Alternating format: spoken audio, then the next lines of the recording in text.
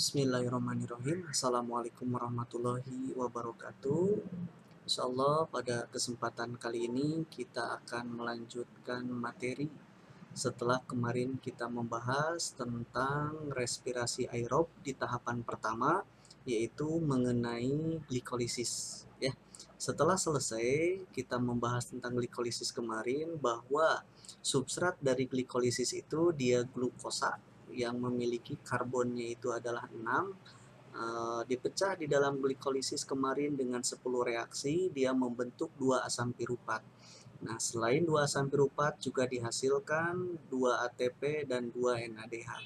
Pada kesempatan kali ini kita akan membahas nasib dari asam piruvat yang berkarbon C3 ini, selanjutnya dia akan bergerak kemana ya.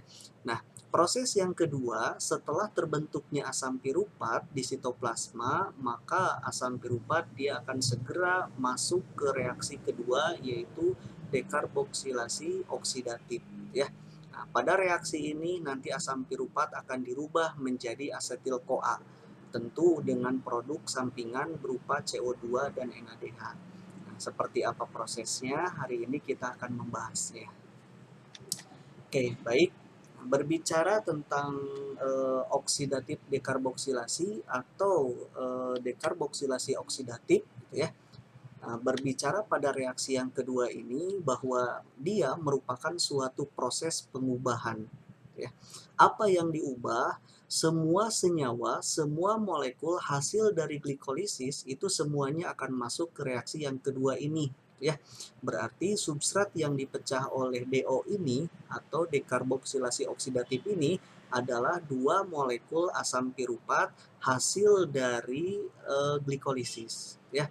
Nah, 2 molekul asam piruvat ini dia akan dipecah oleh siapa? Oleh reaksi yang kedua menjadi 2 molekul asetil-CoA yang akan menghasilkan produk sampingan berupa 2 molekul NADH dan 2 CO2 ya. Nah, reaksi-reaksi ini nanti di mana tempat terjadinya? Tempat terjadinya itu mereka semuanya bereaksi di matriks mitokondria. Jadi, substrat dari glikolisis yang berada di sitoplasma, dia akan masuk ke dalam matriks mitokondria untuk melangsungkan reaksi yang kedua ini. Ya, nah, seperti apa reaksi lengkapnya? Kita akan membahasnya. Oke, ini saya hapus dulu coretan-coretannya. Kita akan menghapus dulu ya. 1, 2, 3, 4, 5, 6, 7, 8. Oke, kita lanjutkan. Ini adalah reaksi di mana dekarboksilasi oksidatif terjadi. Asam piruvat yang hasil dari reaksi-reaksi glikolisis yang ini ya. Nah, jumlahnya berapa? 2 molekul asam piruvat ya. Tapi saya akan jelaskan satu molekul dulu yang berprosesnya, sebab molekul yang lainnya sama prosesnya seperti ini. Asam piruvat yang terbentuk di sitoplasma pada reaksi glikolisis ini ya, maka selanjutnya dia akan masuk ke dalam matriks mitokondria melewati suatu protein pembawa gitu ya. Protein karier atau disebut sebagai protein transport. Lewat protein inilah asam piruvat masuk langsung ke dalam matriks mitokondria. Di dalam matriks mitokondria ini, asam piruvat segera setelah masuk ke dalam mitokondria ini, nah, dia pertama reaksinya itu melepaskan satu karbon di dalam dirinya. Jika asam piruvat yang awalnya berkarbon 3, pada reaksi di DO dia melepaskan satu karbon, maka asam piruvat itu kehilangan satu karbon, berarti dia tinggal 2 karbon lagi ya. Jadi reaksi pertama adalah reaksi pelepasan karbon yang akan membentuk CO2. Itu reaksi pertama ya. Dan reaksi keduanya setelah karbon dilepaskan pada asam piruvat, reaksi keduanya adalah reaksi pelepasan hidrogen. Nah, hidrogennya lepas yang ini gitu ya. Hidrogennya akan lepas gitu. Hidrogen yang lepas dari asam piruvat tadi yang sekarang sudah karbonnya ada 2 gitu. Selanjutnya hidrogen yang lepas ditangkap oleh NAD+, dia sebagai koenzim yang tersedia di dalam matriks, dia menangkap hidrogen yang lepas akan membentuk NADH. ya. Nah, terbentuklah NADH di sini. Itu reaksi yang kedua, reaksi pelepasan hidrogen yang nantinya akan ditangkap oleh NADH, yang akan ditangkap oleh NAD+ yang sudah ada di dalam matriks mitokondria membentuk NADH. Reaksi ketiga, asam piruvat yang berkarbon 2 tadi gitu ya, yang juga telah melepaskan hidrogen, maka dia selanjutnya bergabung dengan koenzim yang sudah ada di dalam matriks. Ketika koenzim bergabung dengan molekul yang berkarbon 2 tadi, maka namanya strukturnya sudah berubah, namanya menjadi asetil-CoA ya. Ini adalah produk akhir dari proses dekarboksilasi oksidatif. Gitu. Ini prosesnya. Jadi ada berapa proses dekarboksilasi oksidatif? Ada 3 proses. Proses pertama adalah proses pelepasan karbon dalam bentuk CO2. Proses kedua adalah pelepasan hidrogen yang akan membentuk NADH. Dan reaksi ketiga prosesnya berupa penggabungan dengan koenzim yang nantinya membentuk asetil-CoA. Nah, kesimpulannya ini kan dari satu reaksi, gitu ya. Ingat bahwa asam piruvat di dalam glikolisis dihasilkan 2 asam piruvat, gitu ya.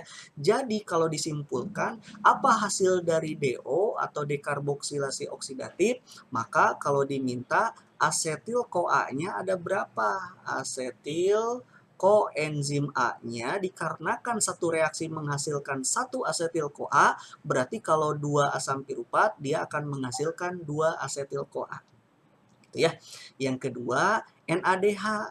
Berapa NADH yang dihasilkan? Dikarenakan satu reaksi menghasilkan satu NADH, berarti kalau asam piruvatnya ada 2, berarti dihasilkan 2 NADH. Dan yang ketiga, dihasilkan CO2. Berapa CO2? Sama. Satu reaksi menghasilkan satu CO2, berarti kalau 2 asam piruvat menghasilkan 2 CO2. Ini adalah produk-produk yang dihasilkan dari reaksi dekarboksilasi oksidatif di dalam matriks mitokondria. Nah, selanjutnya, asetil-CoA yang terbentuk dari DO ini selanjutnya dia akan masuk ke dalam reaksi yang ketiga yang diberi nama sebagai reaksi siklus Krebs. Namanya juga siklus, berarti reaksi ini akan bersiklus, gitu ya. Oke, kita cek yang pertama. Reaksi siklus Krebs ini dia merupakan reaksi antara asetil-CoA yang dimana yang merupakan hasil dari DO tadi, dari dekarboksilasi oksidatif tadi, ya. Nah, selanjutnya 2 asetil-CoA dari DO selanjutnya dia akan diikat, gitu ya, akan bergabung dengan asam oksaloasetat yang ada di dalam matriks mitokondria. Selanjutnya hasil penggabungannya dia akan membentuk sitrat. Sitrat adalah produk pertama hasil dari penggabungan asetil-CoA dengan oksaloasetat. Nah, asetil-CoA karbonnya ada 2. Nah, oksaloasetat karbonnya ada 4. Maka ketika sudah membentuk sitrat, maka dia menjadi karbonnya itu ada 6. Ya, yang pada akhirnya nanti akan diubah kembali menjadi oksaloasetat. Namanya juga siklus gitu ya. Berarti balik lagi akan membentuk oksaloasetat. Gitu ya. Itu konsep pertamanya. Yang kedua, hasil akhir dari produk-produk siklus Krebs ini apa? Nanti kita akan lihat prosesnya. Yang pertama, nanti dia akan menghasilkan 2 ATP, menghasilkan 2 FADH, menghasilkan 6 NADH, dan menghasilkan 4 CO2. Gitu ya. Nanti kita akan lihat. Ini dari mana? Ingat sama kalian bahwa hasil ini dari produk DO yang memiliki 2 asetil-CoA. Ya. Jadi ini dihasilkan dari pemecahan 2 asetil-CoA, bukan 1, ya. Oke, sip. Nah, tempat terjadinya di mana? Masih sama, siklus Krebs juga tempat terjadinya sama dengan DO, yaitu di matriks mitokondria, gitu ya. Tentunya dia membutuhkan oksigen sebab dia respirasi aerob, ya. Oke, sip. Nah, reaksinya seperti apa? Ini dia. Reaksi dari siklus Krebs.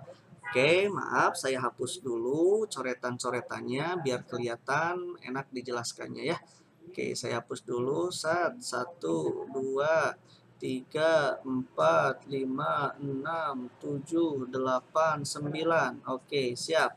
Kita lanjutkan kembali pada reaksi yang terjadi di dalam siklus Krebs. Reaksi pertamanya adalah reaksi penggabungan asetil-CoA dari DO gitu ya, bereaksi dengan oksaloasetat yang sudah ada di matriks mitokondria, karbonnya ada 4. Kalau yang ini dia karbonnya tadi ada 2 gitu ya.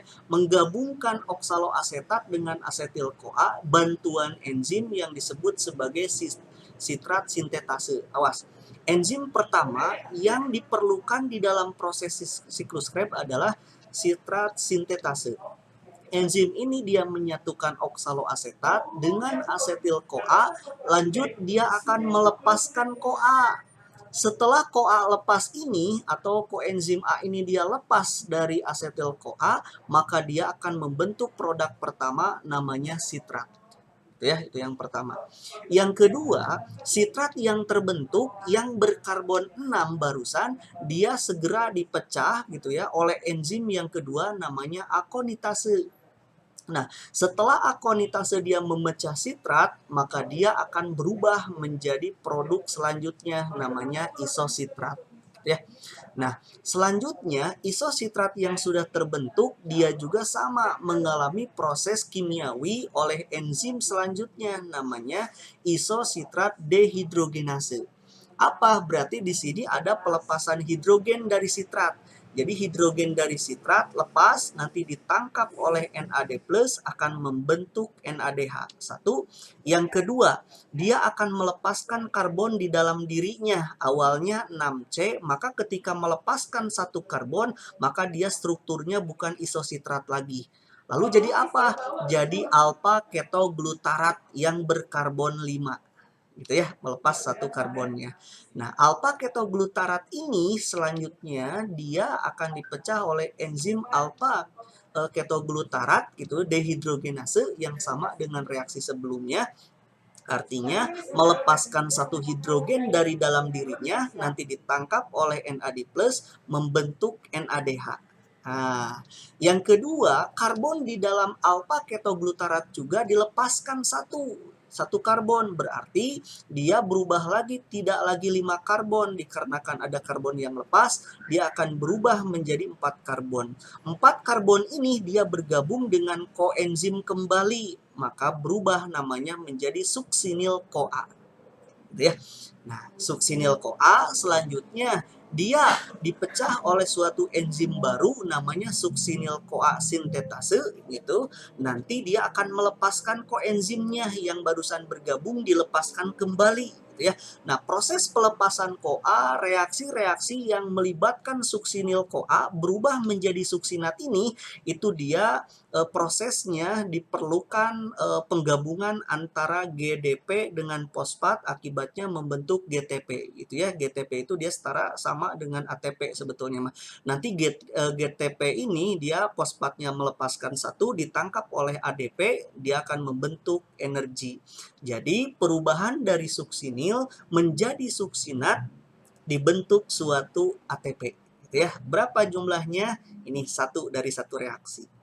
Nah, suksinat yang selanjutnya yang sudah terbentuk yang berkarbon 4, selanjutnya dia akan dipecah oleh suksinat dehidrogenase. Nah, ini sama dehidrogenase berarti suksinat akan melepaskan satu karbon yang akan ditangkap bukan karbon, melepaskan satu hidrogen gitu ya. Dehidrogenase ini enzimnya melepaskan satu hidrogen ditangkap oleh FAD. Akibatnya jadi apa? Berubah jadi FADH. Ya. Nah, nanti dia akan berubah dikarenakan kehilangan satu karbon, maka namanya kehilangan satu hidrogen, maka namanya dia berubah lagi menjadi fumarat gitu ya. Jadi suksinat dipecah oleh suksinat dehidrogenase, hidrogennya lepas, ditangkap oleh FAD menjadi FADH, maka dirinya berubah menjadi fumarat.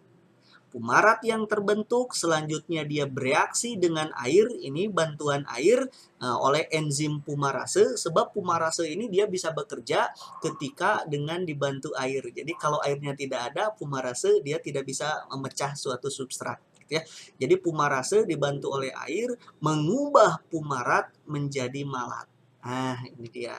Dan selanjutnya, malat yang terbentuk mengalami dehidrogenase. Oleh enzimnya namanya malat dehidrogenase. Hidrogen pada malat dilepaskan juga satu, ditangkap oleh NAD+, berubah jadi NADH. Maka ketika malat kehilangan satu hidrogen, dia kembali berubah menjadi oksaloasetat. Inilah yang disebut sebagai siklus gitu ya. Awal bereaksi oksaloasetat sampai dibentuk kembali. Ini yang perlu diingat adalah satu reaksi dari satu asetil-CoA. Ingat sama kalian bahwa DO tidak menghasilkan satu asetil-CoA, tapi menghasilkan berapa? Dua asetil-CoA. Jadi kalau misalkan masuk ke siklus Krebs, berarti siklus Krebsnya juga dia memecah dua asetil-CoA. Jika memecah dua asetil-CoA, berarti hasilnya apa? Oke, satu reaksi menghasilkan satu ATP. Berarti kalau diminta dua reaksi, total dari siklus Krebs, ya dua ATP. Ya, FADH-nya juga satu dari satu reaksi. Asetil-CoA-nya kan ada dua, berarti FADH-nya juga berarti jadi dua. Gitu ya. Oke, termasuk NADH. NADH ada berapa? Kita hitung. Ini yang ke satu, ini yang kedua, ini yang ketiga. NADH dari satu reaksi dihasilkan 3. Berarti kalau ada dua reaksi berapa? Oke, 6. Betul. Gitu ya. Jadi NADH-nya 6. CO2. CO2 itu kalau satu reaksi ada satu, ada dua. Berarti kalau asetil-CoA-nya ada dua, dari satu menghasilkan 2 CO2, berarti kalau 2 asetil-CoA tambahkan saja gitu ya. Jadi 4 CO2. Ini adalah produk-produk akhir dari siklus Krebs. Nah, nanti setelah ke siklus Krebs, nanti semua substrat akan masuk ke dalam reaksi selanjutnya yang terakhir yang bernama transport elektron. Untuk transport elektron saya jelaskan pada video berikutnya ya. Sekian dulu yang bisa saya sampaikan penjelasan mengenai dekarboksilasi oksidatif dan siklus Krebs. Terima kasih. Assalamualaikum warahmatullahi wabarakatuh.